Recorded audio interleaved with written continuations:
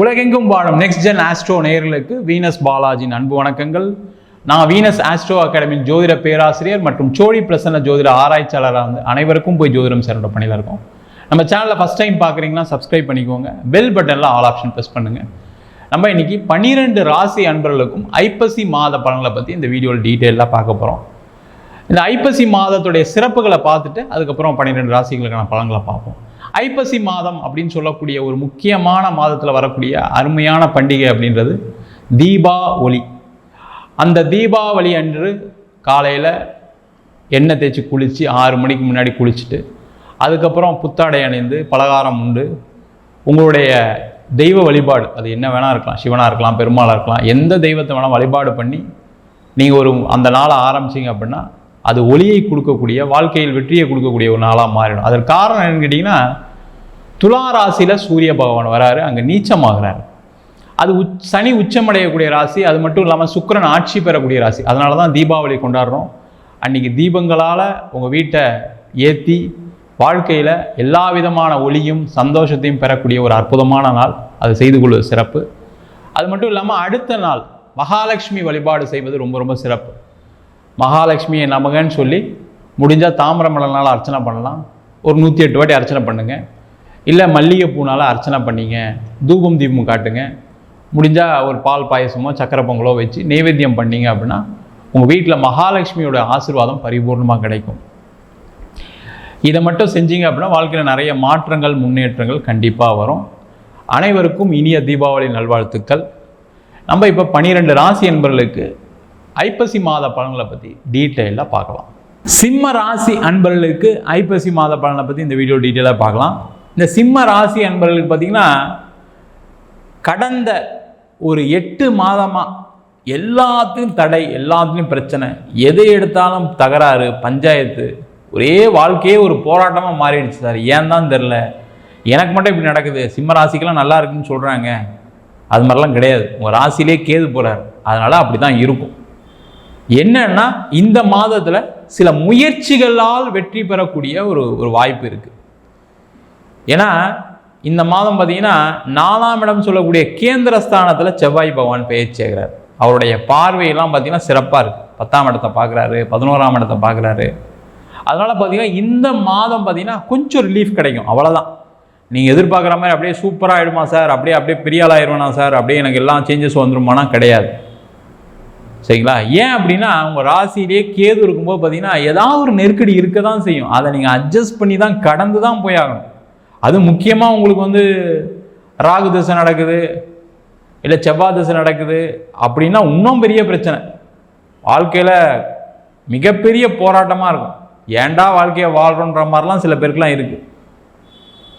அதே மாதிரி சில பேருக்கு பார்த்திங்கன்னா சிம்ம ராசி என்பவர்களுக்கு காதல் சம்பந்தமான விஷயங்களில் ஒரு பெரிய பிரச்சனையை சந்திச்சுட்டு இருக்கீங்க.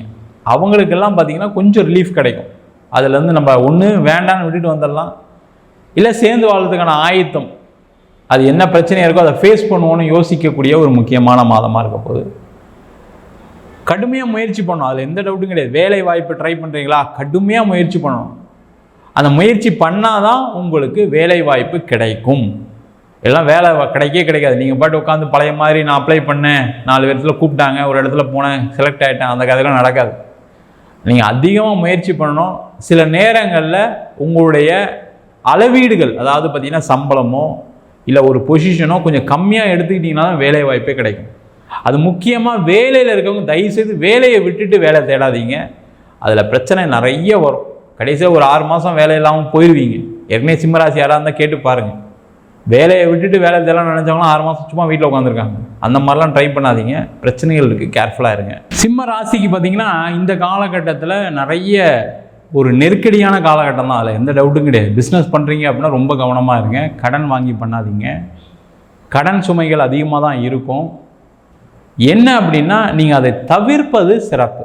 இப்போ எல்லாருமே பிஸ்னஸ் பண்ணுறவங்களுக்கு என்னென்னா எல்லா காலகட்டமும் சம்பாதிக்கணுன்ற ஒரு எண்ணங்கள் எல்லாருக்குமே இருக்கும்.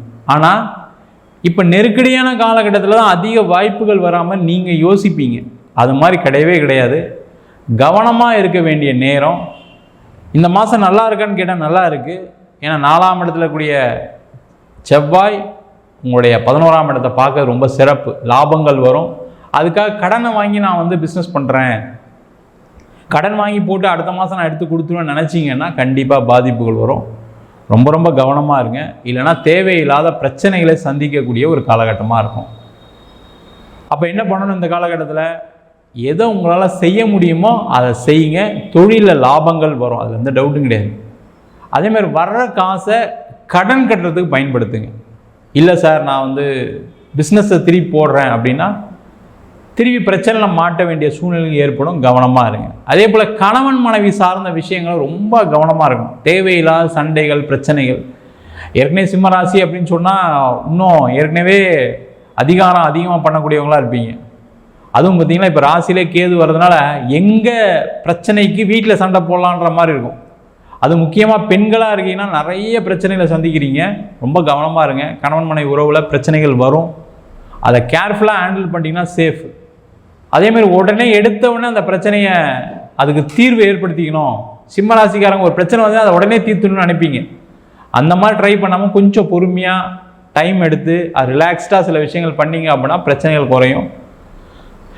அதுமாரி திருமணத்துக்கு முயற்சி பண்ணுறீங்க அப்படின்னா உங்களுடைய ஜாதகம்லாம் பார்த்துட்டு அதுக்கப்புறம் முயற்சி பண்ணுறது நல்லது. ஏன்னா 7ஆம் இடத்துல ராகு இருக்கும்போது என்ன ஆகும்னா ஒரு தப்பான வரனை தேர்வு செய்வதற்கான ஒரு வாய்ப்பை ஏற்படுத்திடும்.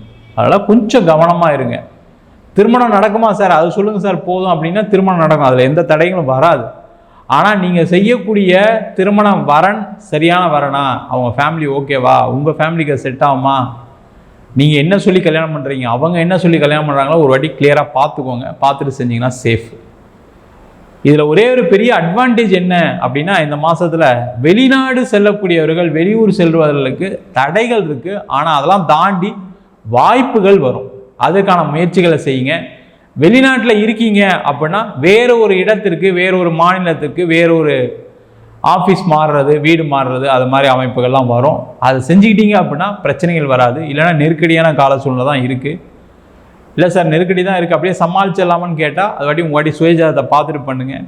அதேமாதிரி நிறைய சிம்மராசி என்பவர்கள் இந்த மாதம் என்னென்னா பெருசாக சம்பாதிச்சணும் அப்படின்னு எங்கேயா கடனை வாங்கிட்டு முதல்ல போகக்கூடிய இடம் எங்கே இருக்குமான்னா ஷேர் மார்க்கெட்டாக இருக்கும். அவங்க ரொம்ப கேர்ஃபுல்லாக இருங்க. அந்த மாதிரி சிந்தனை வந்தால் தயவுசெய்து எடுத்துருங்க. அதுலேருந்து நீங்கள் ₹1 கூட சம்பாதிக்க முடியாது. கேர்ஃபுல்லாக இருங்க, கவனமாக இருங்க. தேவையில்லாத அதில் போய் மாட்டிட்டு இன்னும் பிரச்சனையை பெருசாக்கிங்க, ஒரு டிப்ரெஷன் மாதிரி ஆயிரும். அதேமாதிரி உடல் ரீதியான பிரச்சனைகளுக்கு ஒரு தீர்வு உண்டு. இந்த மாதம் சில பிரச்சனைகள் முடிவுக்கு வரும், உடல் ரீதியான பாதிப்புகள் குறையும். அதுக்கான விஷயங்கள்லாம் நீங்கள் செய்து கொள்வது சிறப்பு. மொத்தத்தில் பார்த்தீங்கன்னா சிம்ம ராசி என்பவர்களுக்கு இந்த மாதம் தடைகள் இருக்குது, அதில் எந்த டவுட்டும் கிடையாது. பிரச்சனைகள் இருக்குது, நெருக்கடிகள் இருக்குது. அதெல்லாம் தாண்டி உங்களால் சில விஷயங்கள் செய்ய முடியும். ஆனால் அதற்கு உறுதியான மனம் வேணும். தேவையெல்லாம் எடுத்தம் கவுத்தம் செஞ்சீங்க, பழைய மாதிரி சூழ்நிலைகள் இல்லை, அதை மட்டும் நான் வச்சுட்டு பண்ணீங்க அப்படின்னா அதேமாதிரி ஒரு விஷயத்தை செய்கிறதுக்கு பல வாட்டி மெனக்கிடணும். சும்மா ஒரு வாட்டி செஞ்சாலும் நடக்காது. ஒரு வாட்டிக்கு 3 முறை முயற்சி பண்ணிங்களா மட்டும்தான் இந்த மாதம் உங்களுக்கு வெற்றியை கொடுக்கக்கூடிய ஒரு முக்கியமான மாதமாக இருக்குது. இந்த மாதம் நீங்கள் வழிபட வேண்டிய தெய்வம் யாருன்னா பக்கத்தில் இருக்கக்கூடிய சிவன் கோவிலில் ராகு கேது வழிபாடு பண்ணுங்கள். இல்லை அரச மரத்துக்கு கீழே அடியில் இருக்கக்கூடிய விநாயகரும் நாகர் வழிபாடு செய்வது சிறப்பு.